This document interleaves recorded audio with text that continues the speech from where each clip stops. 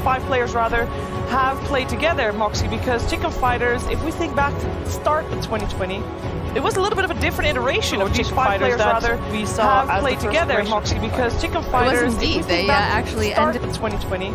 It was a little bit of a different iteration of Chicken Fighters that we saw have played together, Moxie, because Chicken Fighters, indeed, they actually ended 2020. It was a little bit of a different iteration of Chicken Fighters that we saw have played together, Moxie, because Chicken Fighters, indeed, they actually ended 2020. It was a little bit of a different iteration of Chicken Fighters that we saw have played together, Moxie, because Chicken Fighters, indeed, they actually ended 2020. It was a little bit of a different iteration of Chicken Fighters that we saw have played together, Moxie, because Chicken Fighters, indeed, they actually ended 2020. It was a little bit of a different iteration of Chicken Fighters that we saw have played together, Moxie, because Chicken Fighters, indeed, they actually ended 2020. It was a little bit of a different iteration of Chicken Fighters that we saw have played together, Moxie, because Chicken Fighters, indeed, they actually ended 2020. It was a little bit of a different iteration of Chicken Fighters that we saw have played together, Moxie, because Chicken Fighters, indeed, they actually ended 2020. It was a little bit of a different iteration of Chicken Fighters that we saw have played together, Moxie, because Chicken Fighters, indeed, they actually ended 2020. It was a little bit of a different iteration of Chicken Fighters that we saw have played together, Moxie, because Chicken Fighters, indeed, they actually ended 2020. It was a little bit of a different iteration of Chicken Fighters that we saw have played together, Moxie, because Chicken Fighters, indeed, they actually ended 2020.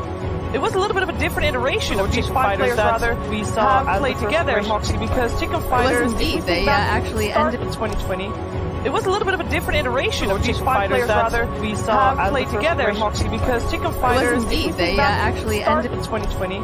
It was a little bit of a different iteration of Chicken Fighters that we saw have played together, Moxie, because Chicken Fighters, indeed, they actually ended 2020. It was a little bit of a different iteration of Chicken Fighters that we saw have played together, Moxie, because Chicken Fighters, indeed, they actually ended 2020. It was a little bit of a different iteration of Chicken Fighters that we saw have played together, Moxie, because Chicken Fighters, indeed, they actually ended 2020. It was a little bit of a different iteration of Chicken Fighters that we saw have played together, Moxie, because Chicken Fighters, indeed, they actually ended 2020. It was a little bit of a different iteration of Chicken Fighters that we saw have played together, Moxie, because Chicken Fighters, indeed, they actually ended 2020. It was a little bit of a different iteration of Chicken Fighters that we saw have played together, Moxie, because Chicken Fighters, indeed, they actually ended 2020. It was a little bit of a different iteration of Chicken Fighters that we saw have played together, Moxie, because Chicken Fighters, indeed, they actually ended 2020.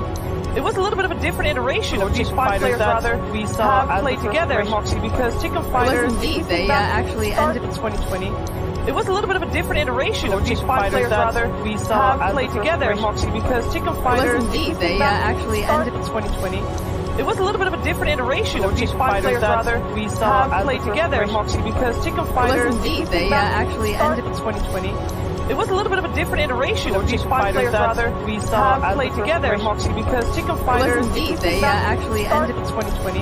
It was a little bit of a different iteration of Chicken Fighters that we saw have played together, Moxie, because Chicken Fighters, indeed, they actually ended 2020. It was a little bit of a different iteration of Chicken Fighters that we saw have played together, Moxie, because Chicken Fighters, indeed, they actually ended 2020. It was a little bit of a different iteration of Chicken Fighters that we saw have played together, Moxie, because Chicken Fighters, indeed, they actually ended 2020. It was a little bit of a different iteration of Chicken Fighters that we saw have played together, Moxie, because Chicken Fighters, indeed, they actually ended 2020. It was a little bit of a different iteration of Chicken Fighters that we saw have played together, Moxie, because Chicken Fighters, indeed, they actually ended 2020. It was a little bit of a different iteration of Chicken Fighters that we saw have played together, Moxie, because Chicken Fighters, indeed, they actually ended 2020. It was a little bit of a different iteration of Chicken Fighters that we saw have played together, Moxie, because Chicken Fighters, indeed, they actually ended 2020. It was a little bit of a different iteration of Chicken Fighters that we saw have played together, Moxie, because Chicken Fighters, indeed, they actually ended 2020. It was a little bit of a different iteration of Chicken Fighters that we saw have played together, Moxie, because Chicken Fighters, indeed, they actually ended 2020. It was a little bit of a different iteration of Chicken Fighters that we saw play together, Moxie. Play together, Moxie, because Chicken Fighters they actually ended 2020. It was a little bit of a different iteration of Chicken Fighters that we saw play together, Moxie. Play together, Moxie, because Chicken Fighters they actually ended 2020. It was a little bit of a different iteration of Chicken Fighters that we saw play together, Moxie.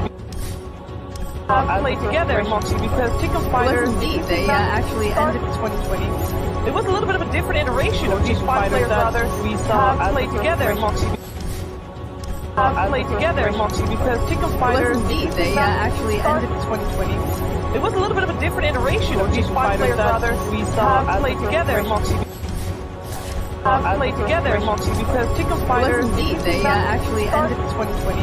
It was a little bit of a different iteration of Chicken Fighters that we saw play together, Moxie. Play together, Moxie, because Chicken Fighters they actually ended 2020. It was a little bit of a different iteration of Chicken Fighters that we saw play together, Moxie. Play together, Moxie, because Chicken Fighters they actually ended 2020. It was a little bit of a different iteration of Chicken Fighters that we saw play together, Moxie. Play together, Moxie, because Chicken Fighters they actually ended 2020. It was a little bit of a different iteration of Chicken Fighters that we saw play together, Most recently played for play together, Moxie, because Chicken yeah, Fighters I know this guy, he has a lot of potential. I think he was one of the best players in that roster. Since this going out to recently all the DOTA players out there, don't look at OGA. I know this guy has a lot, just I think he was one of the best players in that roster. Since this going out to recently all the DOTA players out there, don't look at OGA. He is trying to. We've seen that actually play together, Monsania. I think GH has to play together. Like, yeah, but he is trying to crush their opponents. I think we've seen that actually play together, Monsania. I think GH has to play together. Like, yeah, but he is trying to everybody that has taken a break. I think we've seen that actually play together, Monsania. I think GH has to play together. Like, yeah, but he is everybody that has taken a break. I think we've seen that actually play together, Monsania. I think GH has to play together. Like, yeah, but he is everybody that has taken a break. I think we've seen that actually play together, Monsania. I think GH has to play together. Like, yeah, but he is everybody that has taken a break. I think we've seen that actually play together, Monsania. I think GH has to play together. Like, yeah, but he is everybody that has taken a break. I think we've seen that actually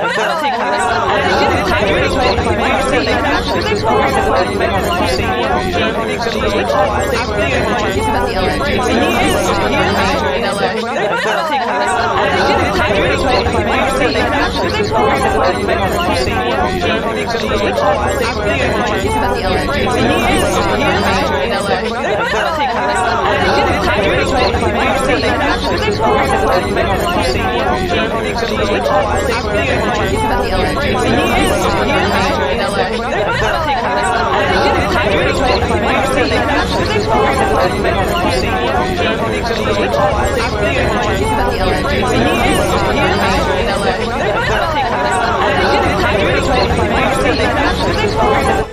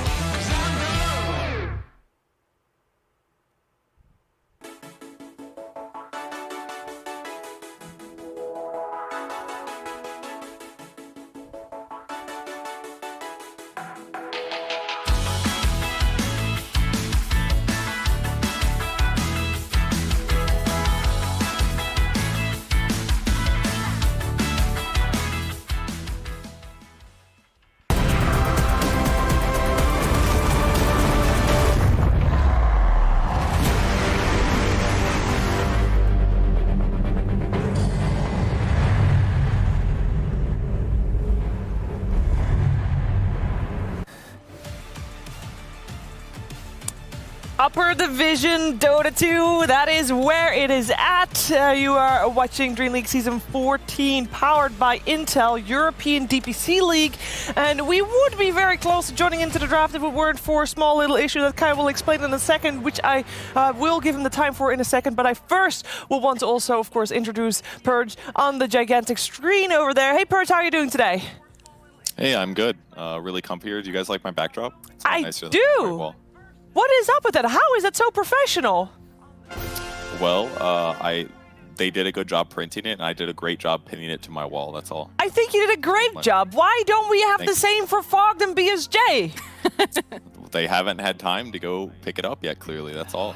Yeah. Slackers. Or they just didn't do it. Yeah. I think that's way more likely. I was on top of it. Slight delay with the draft, and Kai will explain why. Oh, so we have a little bit of a tech issue here. High Coast Esports, formerly Chicken Fighters, was only picked up very recently. They did get a sponsored team, thus they had to change their name, which they did. They made a new team name. They called themselves High Coast Esports. Unfortunately, because they've been registered as Chicken Fighters, it is required by Valve that they play as Chicken Fighters. However, they have deleted that team from the database. So now we're at an impasse. They must change their name, but that name no longer exists. What will be the solution? What time is it in Bellevue? We'll find out soon. We're gonna have, like, what time is it in Bellevue? It's, first of all, it's Saturday, it's the 9 a.m. weekend. Oh, And it's 9 a.m. no. Oh, no. Oh. Wait, how long does it take to create a new team in Dota? It's very fast, right? I don't know, but like, they changed the name. It's not Chicken Fighters anymore. It's gone. You can't just make a new You team. can't It has to be register that it. team. You can't register again. Like, you'd have to Yeah. delete the old one So or, what- like, reopen it. It's because it's based on the new watch tab. Is that what the issue is? That, like, Yeah, probably. It needs to like integrate properly to the watch tab with their official name. That way, all the other code stuff works. Yes, Gotta Sounds Basically, right. because it all has the something to do proceed- with the ticket it's being played on. Yes. Yeah, that makes sense. So, Well. Oh, hey, Purge, did you see the pre-game interviews from Zibe and No-Tail? By any chance? Yeah, it was pretty interesting. Could What do you think of their mentality? Yeah, could you define interesting? I was surprised that you guys were so negative about the way that he was looking at it. Because when I watched it, I was like, okay, this is realistic. Like, they are playing in the upper bracket of EU against arguably the strongest teams in the world. Of course, they're going to have realistic expectations that they're not just going to, oh yeah, we're going to crush this. Of course, that's not going to happen. They're going to probably do okay, and they're going to get some wins. But should they go in with it thinking like, yeah, we're planning to win this? Like, Isn't that the Dota mentality that you always go Yeah. in to win? Yeah. No, don't ever show It's up sport. to a tournament saying, we're here to lose today. We're Yeah. here to, like, just do the bare What? Come on. I know you're into You being can't- very realistic, Look. Purge. I play D&D with you. I know what it's like. But still, you know, you got to come in here with a good attitude. If you come in with a bad attitude, of course you're going to fail. look, I agree with that. But when an interviewer asks you, how do you guys think you're going to do? And you are one of the weakest teams, you're not going to say, I'm going to destroy OG in secret, because that's going to put more of a target on your back. Those teams are going to try harder against you. That's going to, like, hurt your relations. Of course, they're not going to come out super cocky. Let me Come on, rephrase. be Let me rephrase. They could have said anything along the lines of, I know we are not considered the strongest team here, but we are going to do our very best to continue to learn and improve in every series to make sure we don't get bottom two. Wow. Yeah. Sugar, you know what? If You- all of those players had as much media training as you, I'm sure they would have said Look, that. Fair point. 2 points. One, Mamba mentality. I mean, we all watched The Last Dance. Jordan wanted to go up against that legendary Celtics team, even as the 8th seed, because it gave him a spot to shine. Yeah, it's unlikely they're going to win, but you've got to do your best. If you're looking at OG, like, if you want to be the very best, like no one ever was, to catch them All right, is your all real right, test. all right, all right. okay. Like, Calm you down you there. need Calm down there, to Pokemon have trainer. more fire. That's all I'm saying. And I mean, Ay. they're not even ready. We don't even have their team name is wrong. It's No. like step one. It's High Coast. You got to build up hype. You got to get people excited about you. Make yourself the underdog. Say, you know, we're coming in here. We're, you know, we're going up against the best teams. We're really, really excited. You know, we don't have Yeah. as much experience as them, but, you know, we're ready to play, Shiver. We're ready to get in there, and we're going to show them what we've got. Like, you don't even have to talk about if you're going to win or lose. You just Exactly. got to, you know, have fun with it. You gotta own it. You gotta be happy to be here, and at least, you know, not start by literally the first sentence. Maybe also has something to do with the way it was cut, so we don't know exactly if that is how Zibe Oh, opened. editing. Editing is Selective important editing. one Tell me here about it. because I like to believe that Zibe didn't start the interview by saying, "Yeah, I don't think our chances are extremely high at all. Zibe's got a special fight. He was he goes back. Geez, I played against him in Han like 8-9 years ago. It's wild. Him, Mickey, and Insania to me are the strangest people to commentate on because I've known these guys for like 8-9 years. I'm like, wait, we were also just so damn young. We were like teenagers. DreamHack was a wild event. Like now, it's got like this big studio. Obviously, coronavirus. We were like home at Atlanta or whatever. But back in the day, it was just you brought your like laptop, you set up on the desk next to your friends, and like you'd play against people just right across from you, and there'd be random fans behind you. Now I don't want to do that. I don't actually trust you guys that close to me anymore. Did you? I guess want to be close to you. Yeah, there's no like No-Tail is a former Han pro. Oh yeah. You know, you played with No-Tail before or Played only against against? No, Only I was against. not somebody that you would have played with back when No-Tail was good at Han. I was not good. Because you were not good. I wasn't good. Oh, yet. okay. Yet, okay. Yeah. Guys, so we have, as we say, a little bit of an impasse in terms of how the lobby is going to start. What solutions will be found to the problem? I don't know, but that's okay because I don't need to know. I'm sure there's someone out there who is handling it as we speak. God, I but hope this so. person needs a little bit more time to handle it, which means we'll take a short break and when we're back, hopefully we'll be in the draft for OG versus High Coast or Chicken Fighters maybe by that time again. Hopefully. Fingers crossed. Probably not.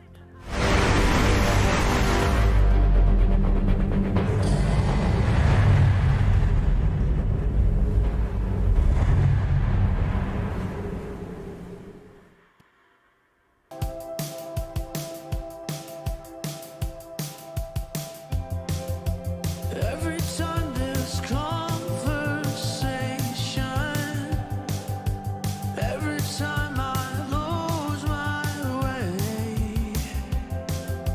is it love or self-preservation? I see the difference blur and fade away. I don't want you to take the weight alone. No, I can bear it.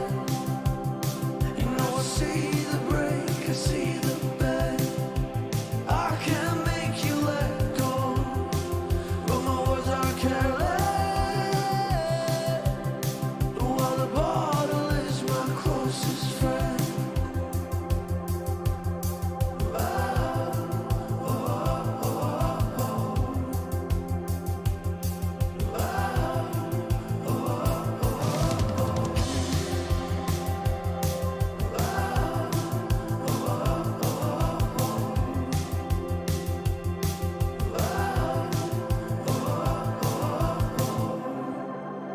I can't have this conversation. I can't help but lose my way. Can't escape the whole duration. I don't wanna wait. I don't want you to take away the load. No, I can bear it. You know I see the break, I see the bend. I can't make you let go, but my words are careless. While the bottle is my closest friend, I don't want you to take away the love. No, I can bear it. You know I see the break, I see the bend. I can't make you let go, but my words are careless. While the bottle is my closest friend.